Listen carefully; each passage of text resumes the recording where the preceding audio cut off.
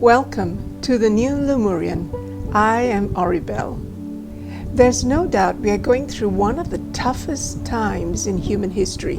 Many of us are affected by personal tragedies and seeing so much suffering in the world. Despite the chaos, what is beautiful is to witness the countless acts of kindness and compassion demonstrated by those who have the ability to do so. And I asked myself, how can we have more people reaching out to help others in need?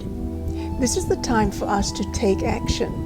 When we are balanced and aware, we will be guided by Spirit on where to go, who to meet, what to do, and how to act. However, if we operate from fear and darkness, we cannot help ourselves and others alike. And then I remember an intention that Bashar shared with us when he talked about the eye of the needle. This was back in 2020.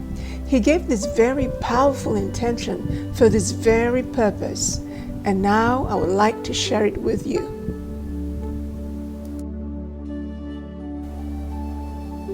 Please say this intention twice, and if you wish, visualize as you feel appropriate.